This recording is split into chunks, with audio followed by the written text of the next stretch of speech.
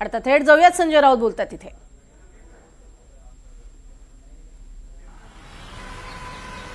हे पाकिस्तानच्या हवाई दलामध्ये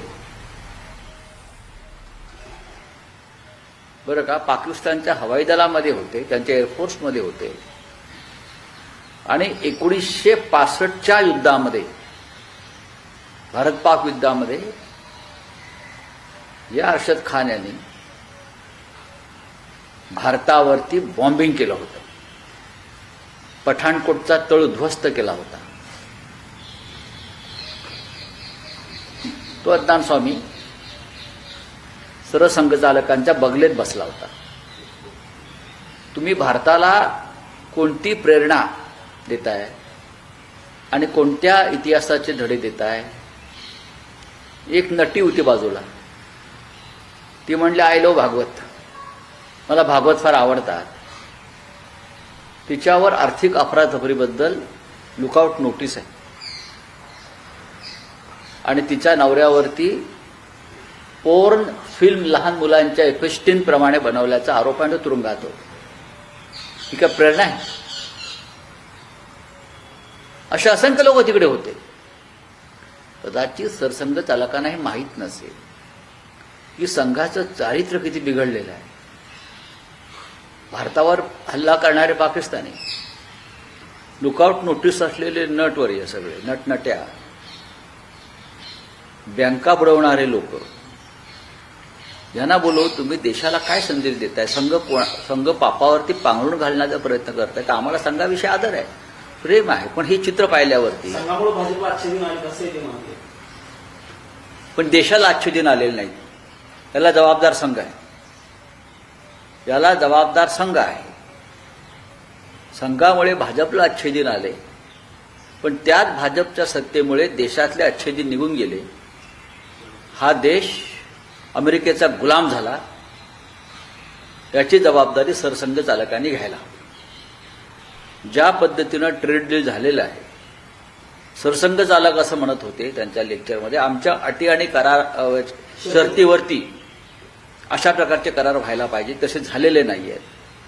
प्रेसिडेंट ट्रम्पच्या अटी शर्तीवरती आम्ही शरणागती पत्करली.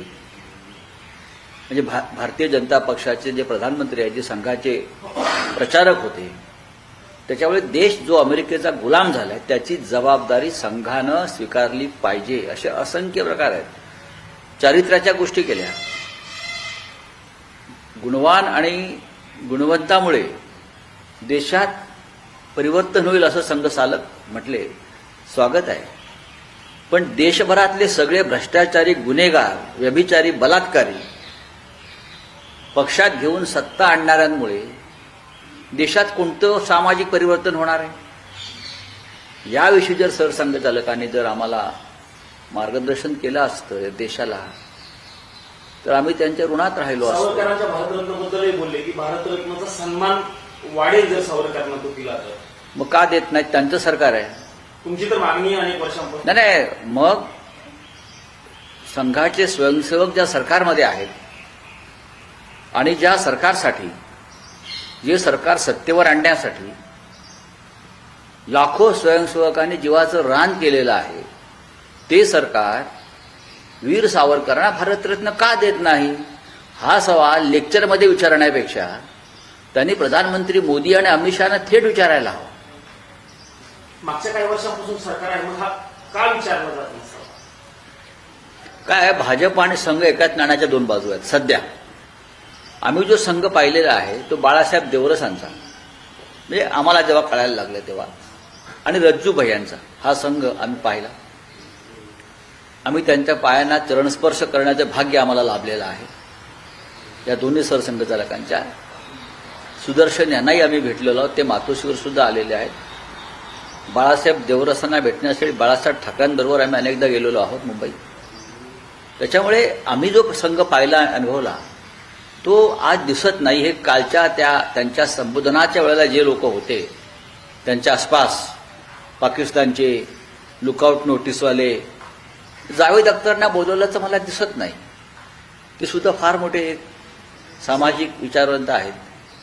जावेद अख्तर यांचे काका हे अंदमानमध्ये सावरकरांबरोबर काळ्यापणाची शिक्षा भोगत होते, हे बहुतेक माहीत नसे. शाहरुख खानना बोलवलं नाही. शाहरुख खानचे आजोबा बरं का, लेफ्टनंट जनरल शाहनवाज मला वाटतं त्यांचं नाव, हे नेताजी सुभाषचंद्र बोस यांच्या आझाद हिंद सैन्याचे सेनापती होते. हे सगळे राष्ट्रद्रोही आहेत त्यांच्या दृष्टीनं.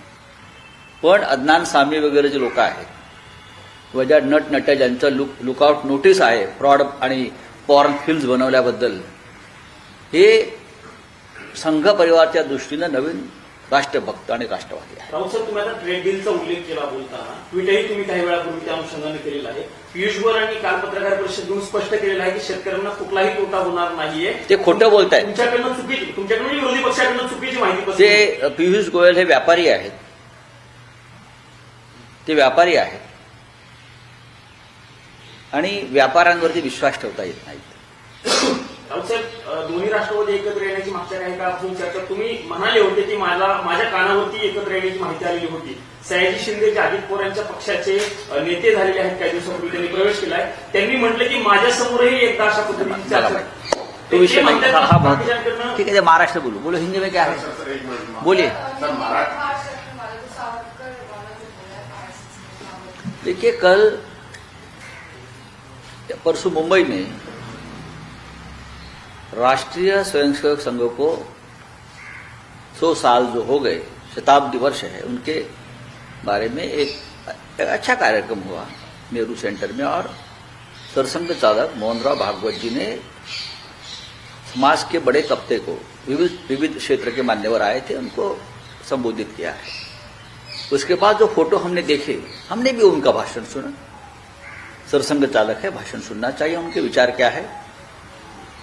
लेकिन उनके बाद जो हमने पब्लिक जो सामने बैठे थे, जो मंच पर बैठे थे, सलमान खान को बुलाया मंच पर.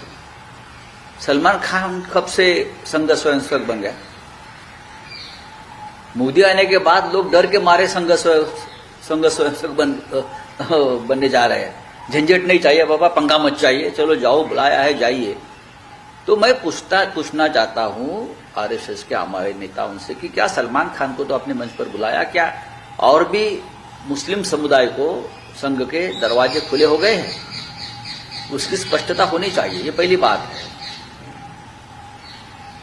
दूसरी बात है कि उनके आसपास जो फोटो हमने देखे, जो लोग बैठे थे, उसमें एक अदनान सामी थे. तर संघ शताब्दी वर्षानिमित्त झालेल्या कार्यक्रमात जे आमंत्रित होते त्यांच्यावरून जोरदार निशाणा हा संजय राऊतांनी साधलेला आहे आणि सलमान खान कधी संघाचा झाला असा सवालही उपस्थित केलेला आहे. तर सोबतच जावेद अख्तर शाहरुख खान यांना बोलावलं नाही आणि त्यावरून सुद्धा त्यांनी प्रश्नचिन्ह उपस्थित केलंय की काही ठराविक व्यक्तिमत्वांनाच का बोलावलं गेलं, ज्यांच्यावरती अनेक विविध प्रकारचे आरोप आहेत.